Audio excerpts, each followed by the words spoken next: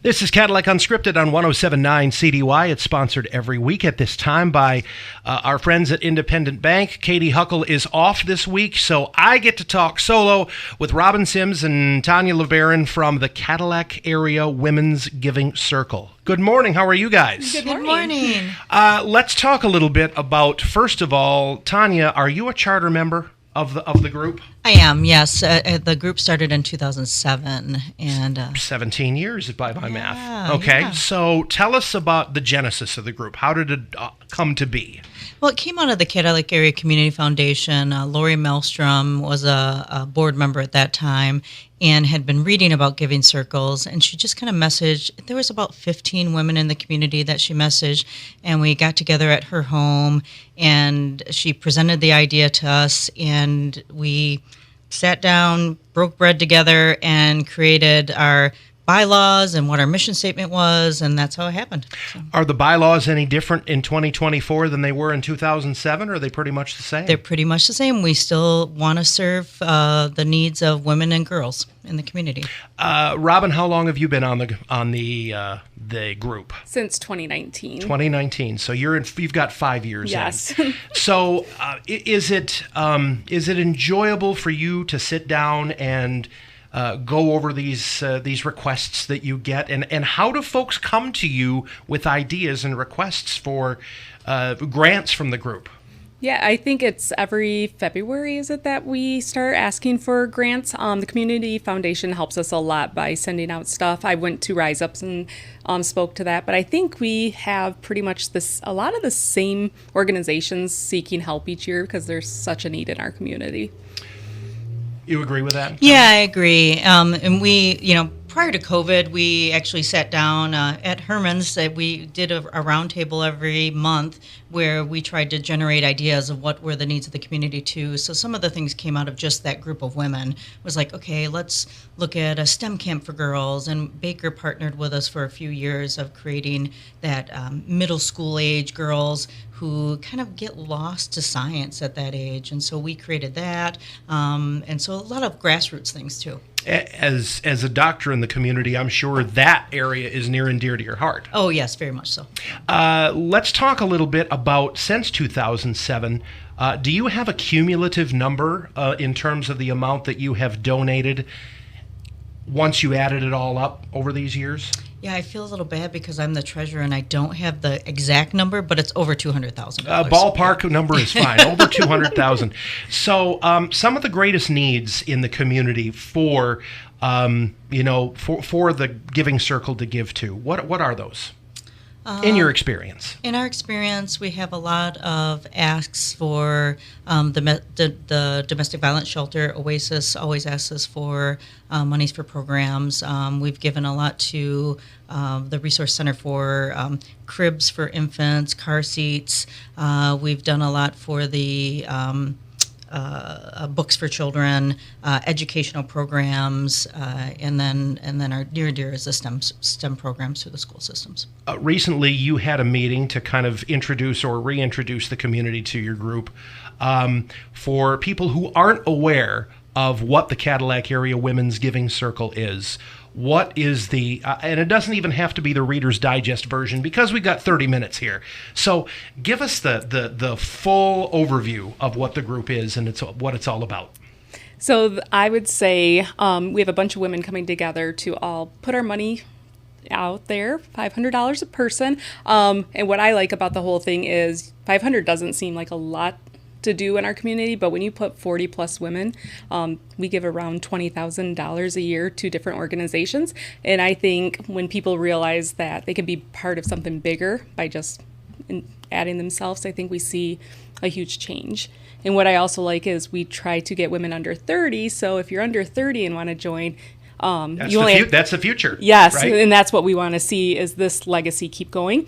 So it's like $250 a year for them. Okay. It's a great way to learn about philanthropy and about how to do grants and stuff in our community. How do folks come to you? How is the application process? How does that work? we'll take anyone that wants to give us money. Yeah, we do have there is an application on the Community Foundation's website, so that's one way they can find that. They could reach out personally to any member. That's why we kind of have that meet and greet once a year. But like I said, this is grassroots. We just talk to people and bring people in, but definitely give Robin a call if anybody's interested at any time. So the whole genesis of this happened because it was happening in another community, and somebody wanted to kind of piggyback off of that. Correct. Yeah. What community was that? Do you remember? I don't remember. Lori Melstrom was the instrumental person in looking into this. I think she had talked about it at the Community Foundation level, and earlier than our meeting when we formed, the Community Foundation brought a woman to talk about the power of giving and really the power of the purse, which is tonight is the Munson's Power of the Purse fundraiser. So it's similar to that, like that concept of women giving of their own money. If you bought a luxury purse, it could cost about $500. So that's where that fee came from. And so she was reading about that and started to do one in our community, wanted to start one in our community. So, how did you decide to get involved, Robin? Jennifer White invited me. So I think that's usually how most of us get invited by another member, or we hear about it. Now we have Facebook and we do the social events, so we're able to invite people throughout the year also if they want to talk to everybody. And what is the I guess the benchmark? What you're looking for? Ways to give money that benefit the women of the community. Is that like number one for you guys, or what specifically are you looking for in a request? Somebody comes to you and says, "I've got a group where we're looking for this." What is it? Because I will tell you, a couple of years ago, and I'm going to get political here, and I apologize, but the state. At the state education level, decided no longer to recognize female students who were doing well in a male-driven career track. I did not think that was right. They thought the time had come and gone for separating males and females. In my opinion, I think a female who is in construction or is in automotive technology or small engines or something like that, I think they still should be rewarded for being in that career track. That's my opinion. I don't know how you guys feel about that, but so the Cadillac Area Women's Giving Circle stepped in and gave money for scholarships towards that at the Career Tech Center, which we really appreciated. So thank you for that. Doreen Lance and the Cadillac Area Community Foundation's role. What is their role in your group? Yeah, their role is they are the nonprofit that kind of holds our money. So we are a pass-through fund. So when we donate, we write our check to the Community Foundation. The Community Foundation holds that fund. $50 out of our $500 donation does go into an endowed fund through the Community Foundation, but the other $450 we spend that year. We try and spend all of it. The endowed fund, then we spend the interest off that fund that the Community Foundation does. But they're our home. We wouldn't really be able to invest funds on our own and things like that. And we thank Doreen for her role in that too. Yes. How many ladies in the group? Right about 43, 44 right now. Okay. And then that money that they give goes into a large account, and then you figure out how you're going to divvy it out by that? Correct. Okay. How do folks come to you with a request? It's through the Community Foundation, so there's a grant application on their website. Doreen and her staff does a blast to the nonprofits in the community to announce the grants. We award those in May. We have two big meetings. We have one in the fall that's just kind of a meet and greet, elect officers, and then in May is when we do our grant cycle. Okay, so you've got at this point about 7 months or so before you start to decide, who will get the grants for that year.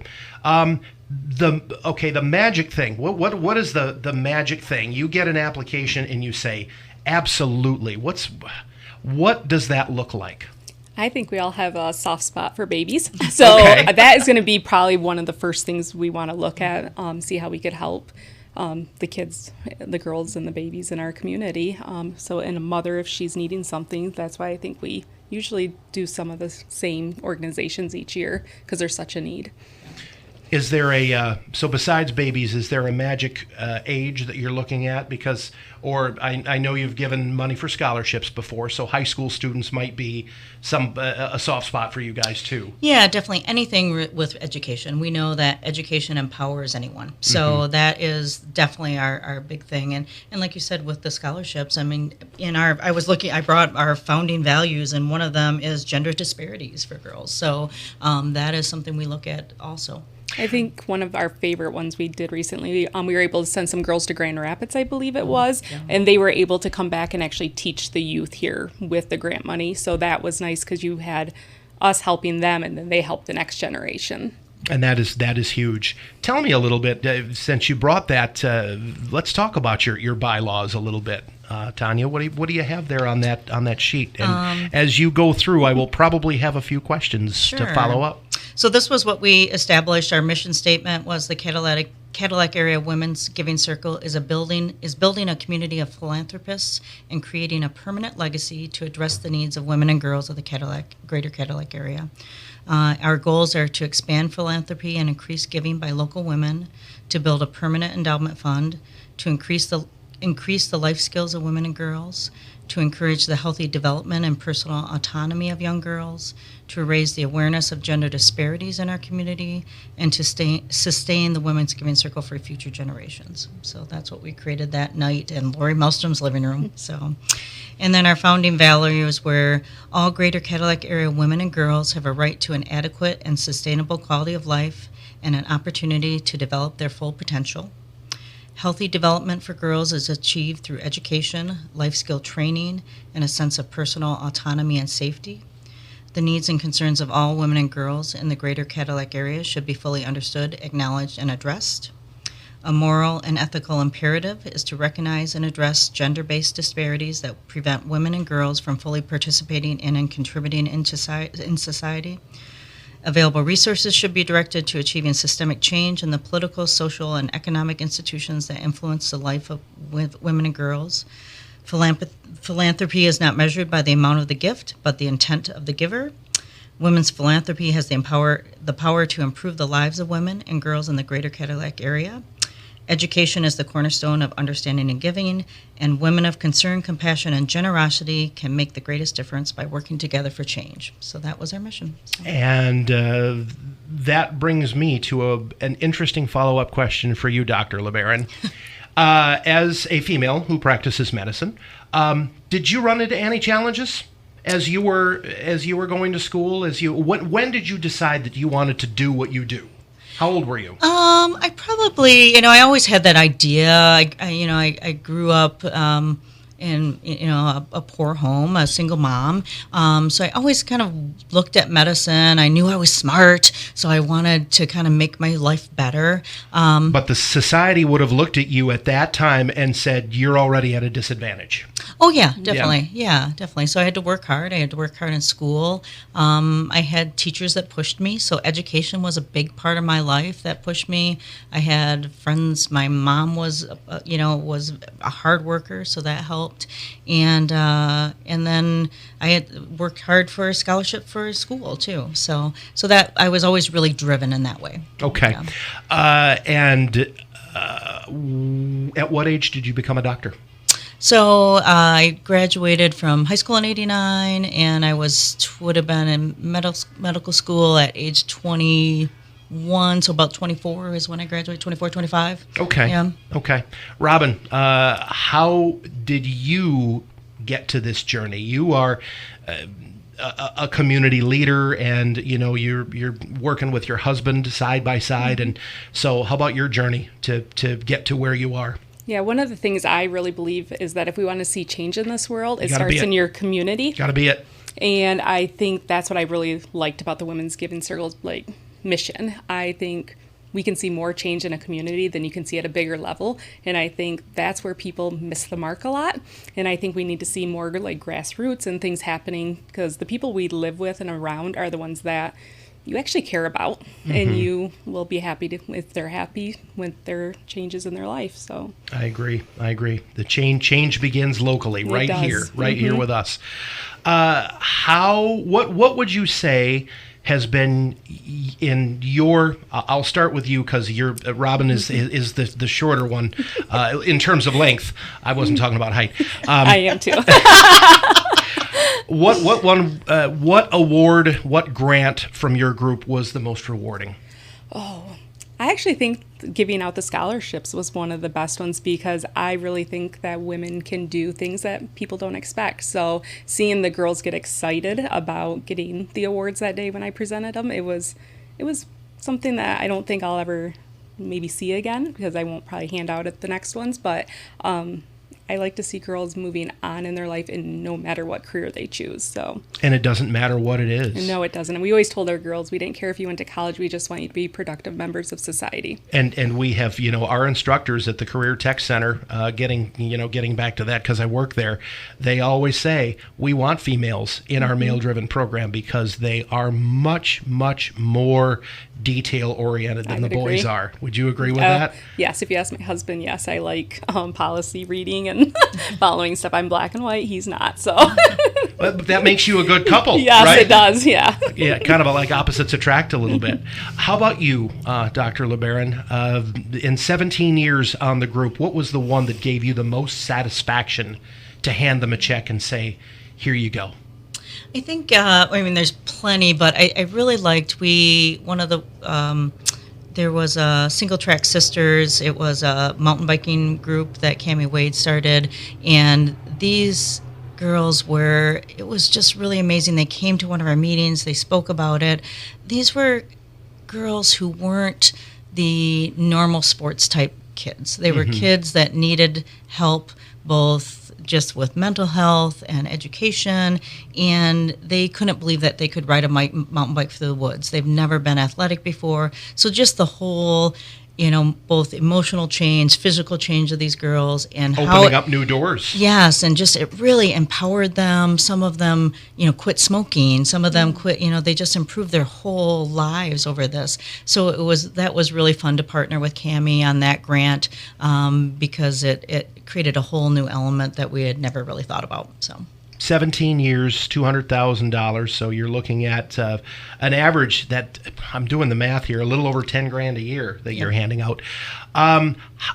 Where can folks go? We just talked about that, but do you have a Facebook page? Do you have a website? Do you have some place where people can go to learn more about the Cadillac Area Women's Giving Circle?